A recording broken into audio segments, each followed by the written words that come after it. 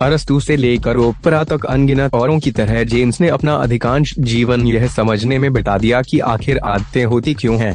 परंतु केवल विगत 2 दशकों में वैज्ञानिकों और मार्केटरों और ने वास्तव में यह समझना शुरू किया है कि आदतें कैसे काम करती हैं और उससे भी अधिक महत्वपूर्ण कि यह बदलती कैसे हैं। आज सुबह जब आप नींद से जगे, आपने सबसे पहले क्या किया? लपक कर शावर के नीचे चले गए, ईमेल चेक किया, या किचन काउंटर से एक डोनट उठा लिया? आपने नहाने से पहले दांतों को ब्रश किया या बाद में? काम पर किस रास्ते से ड्राइव करते हुए गए? जब आप घर लौटे तब क्या आपने स्नीकर्स पहना और दौड़ने निकल पड़े, या अपने लिए एक ड्रिंक ग्लास में डाला और टीवी के सामने डिनर के लिए बैठ गए? विलियम जेम्स ने 1892 में लिखा था, हमारा पूरा जीवन, जब तक यह एक निश्चित आकार में है, आदतों का पुंज है। हर दिन किए गए चुनाव हमें सोच समझ कर लिए गए निर्णयों के परिणाम लग सकते हैं, पर वे हैं नहीं, ये आदतें हैं। और हालांकि हर आदत का अपने आप में कुछ मायने नहीं होता, समय के साथ हम किस खाने का ऑर्डर देते हैं, बचत करते हैं या खर्च करते हैं, कितने अक्सर कसरत करते हैं, और जिस तरह हम अपनी सोचों और काम की रूटीन को संवारते हैं, इनका हमारे स्वास्थ्य, प्रोडक्टिविटी, फाइनेंशियल सिक्योरिटी और प्रसन्नता पर बहुत बड़ा प्रभाव पड़ता है। 2006 में प्रकाशित किए गए ड्यूक यूनिवर्सिटी के एक रिसर्चर के पेपर ने पाया कि लोगों द्वारा किए गए 40% कार्य वास्तव में निर्णय नहीं थे, बल्कि आदतें थीं।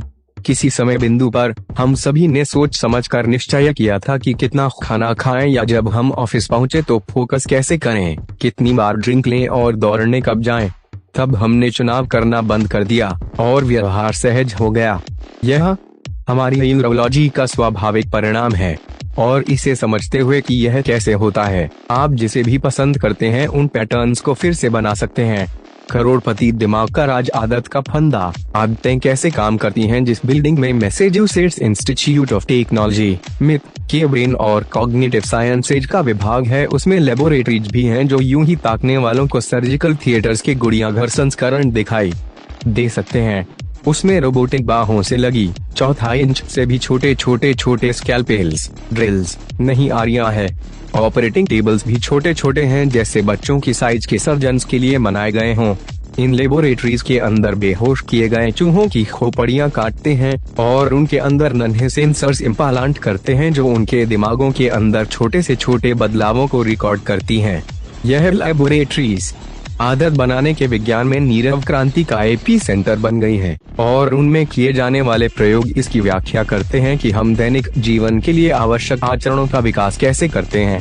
लेबोरेटरीज के चूहे हमारे दिमागों में चलने वाली उन जटिलताओं पर प्रकाश डालते हैं जब हम दांतों को ब्रश करना या ड्राइव कार बैक करते हुए कार निकालने जैसा कोई साधारण काम करते हैं। खोपड़ी के केंद्र की ओर गोल्फ की गेंद की साइज का टिश्यू पिंड होता है, जिनके समान पिंड आप मछलियों, सरीसृपों या स्तनपाइयों के सिरों में भी पा सकते।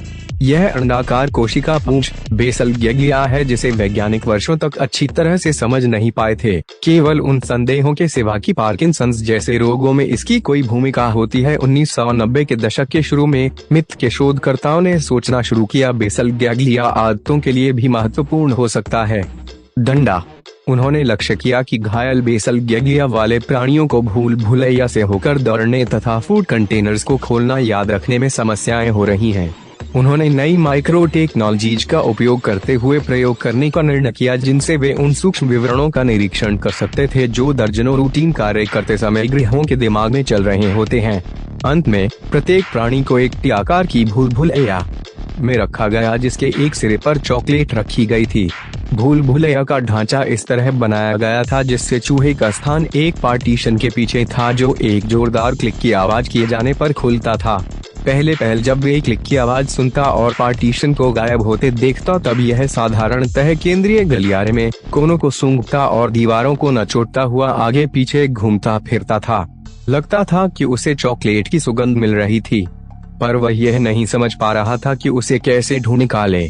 जब यह टी के शीर्ष पर पहुंचता, तब यह चॉकलेट से दूर दाहिने मुड़ता और तब कभी कभी बिना किसी प्रत्यक्ष कारण के रुककर बाईं ओर निकल जाता। अंत में अधिकांश इनाम मिल जाता था, परंतु उनके भटकाव में कोई प्रत्यक्ष पैटर्न नहीं था। लगता था कि हर चूहा फुर्सत से बिना सोचे विचारे टहल रहा था। फिर भी चूहों के सिरों की जात एक अलग कहानी कहती थी। चूहों ने के सूंघना और गलत मोड़ लेना बंद कर दिया। धीरे धीरे बदलावों एक सीरीज उभर आई। इसके बदले वे भूल भुलैया से होकर तेजी से और भी तेजी से निकलने लगे और उनके दिमागों में कुछ अनएक्सपेक्टेड हो गया। जैसे जैसे हर चूहा भूल भुलैया से रास्ता ढूंढकर निकलना सीखता गया, उसकी मानसिक एक्टिविटी कम होती गई। जैसे जैसे रास्ता अधिक से अधिक सहज होता गया, हर चूहे ने कम और भी कम सोचना शुरू कर दिया। ऐसा लगता था जैसे पहले कई बार जब चूहे ने भूल भुलैया में रास्ते की तलाश की, तब इसके दिमाग को नई सूचना को समझने के लिए अपनी पूरी शक्ति लगाकर काम करना पड़ता।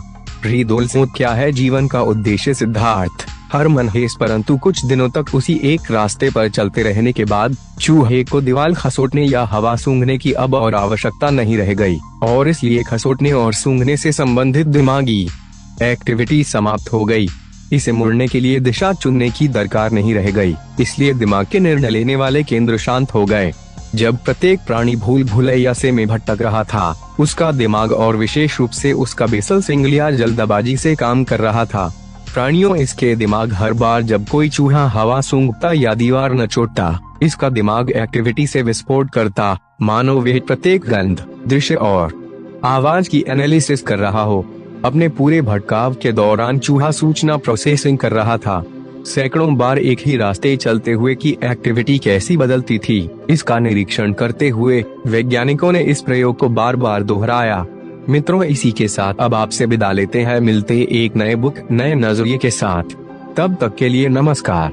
चूहे ने भूल भुलैया से होकर दौड़कर निकल जाना इस हद तक अपना लिया था कि इसे सोचने की कोई भी आवश्यकता नहीं रह गई थी। परंतु दिमागी निरीक्षणों ने सूचित किया कि अपनाना बेसल गैंग्लिया पर निर्भर से जैसे चूहा अपनी दौड़ने की गति बढ़ाता गया, लगता था कि यह नन्हे न्यूरोलॉजिकल ढांचे हावी हो गए हैं और दिमाग कम से कम काम कर रहा है। पैटर्न्स याद रखने तथा उन पर काम करने के केंद्र में बेसल गैंग्लिया था। दूसरे शब्दों में, जब बाकी दिमाग सोने चला जाता, तब बेसल